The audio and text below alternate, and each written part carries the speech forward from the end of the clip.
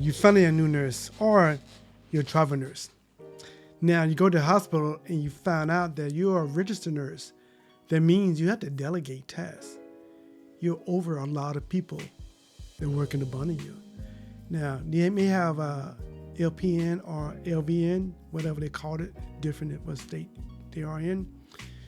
You are legally over them, but they are nurses. Make sure you understand they are nurses. So, and also you're under the technicians, healthcare techs, mental health techs, you are over them also. But you have to assess the situation. Now, you can go by the book, like the right person, right task, right situation, clear instruction, all that stuff there, right? But mainly you want to assess your staff members.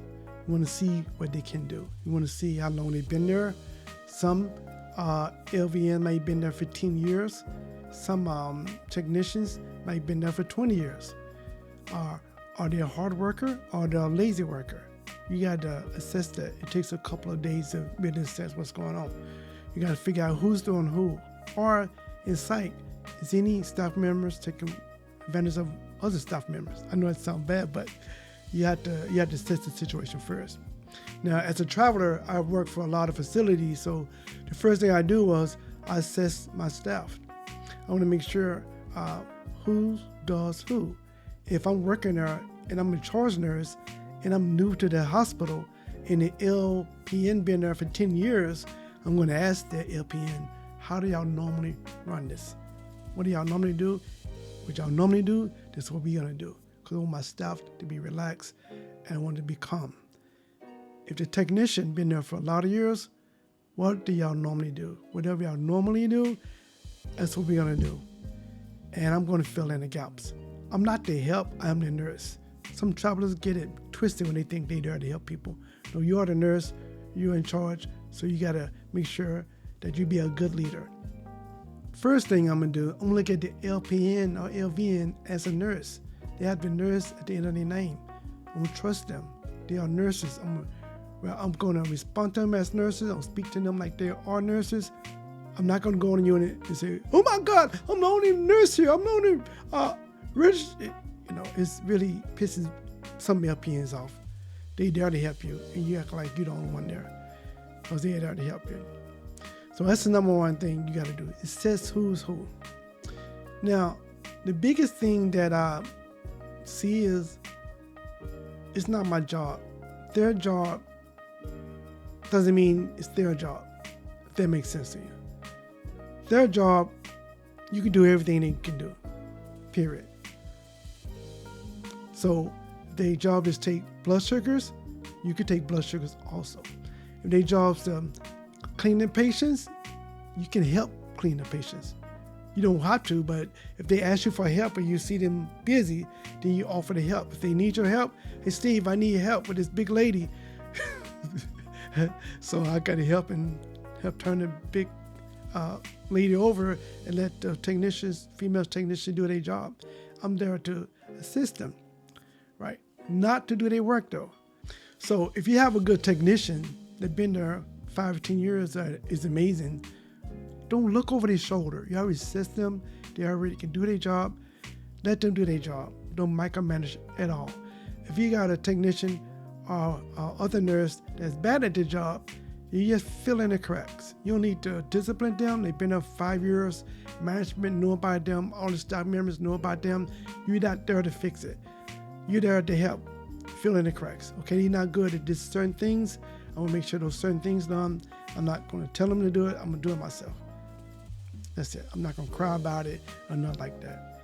And don't delegate stupid stuff like, can I have some ice? Can I have a pillow? Can I have a blanket? If you're not busy at that time, you go get that pillow. You go get that blanket. You go get the ice. Because the more time you spend with the patient, talking with the patient, the more rapport you get with the patient, the more you know what's going on with the patient. So when you want to delegate, especially as a new nurse, especially as a traveler, you see who's who. If the LPN been there 10 years, let them tell me how the unit works, because I don't have a clue. I know how this facility works and that facility works, but this facility is totally different. I follow the rules they tell me to do. We do this at this time, we do this at this time, and we do this at time. If I can assess the situation, can do it better, then I will slowly implement my system and do it better.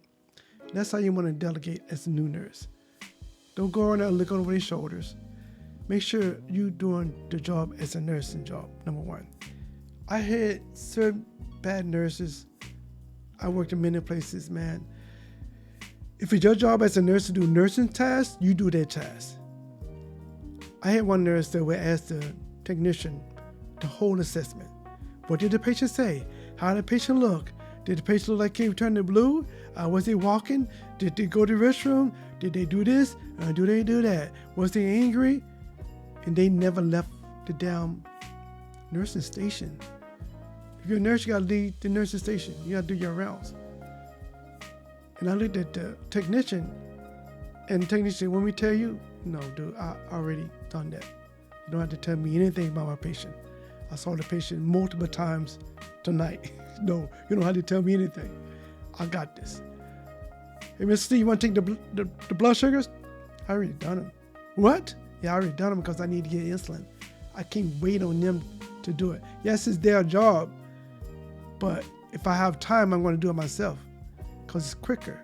Because if I have 10 patients, 8 patients, 1, 2, 3, 4, I'm done. Now I got the insulin.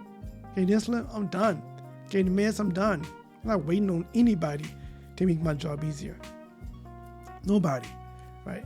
They take too long with a task, I'm just going to do it myself. Because there's no way on earth I'm waiting on somebody else to make my job easier. I'm there to work, so I'm going to work. And I'm going to assess the situation. If there's trash left over every night, always, then I'm going to take out the trash. Those day shift and night shift battles, I'm not going to be involved in it. I really doesn't care. When I'm going home, I'm delegating my stuff to the next nurse. I really doesn't care. Now, one thing you got to realize, doctors will delegate stuff to you. And if you're not comfortable with that skill, you got to let the doctor know. I will find somebody else. I will call a supervisor. I will call management. I will make sure somebody get it done because I'm not skilled at it. I'm going to put it in writing. I'm going to delegate it to somebody who know how to do it. And that's about it about delegations. Like I say, you have the right time to follow up to delegate, make sure it's talking clearly and understand the right directions. Make sure you got the right patient stuff for the task. Forget all that stuff. This is Psych. We are different. Okay. Number one, I'm going to go back over this because it's so important, especially if you are a psych nurse. Don't go in there thinking you're running anything. The people been there for years. You're there to learn the system and make their job easier, more relaxed. When I walk on a unit, I want people to say, "Oh, Mr. Steve here, we're going to get our lunches, we're going to get our breaks. Whatever falls through the cracks, he's going to clean up all the cracks. We're going to be laughing all night. We're going to be talking to our patients. We good.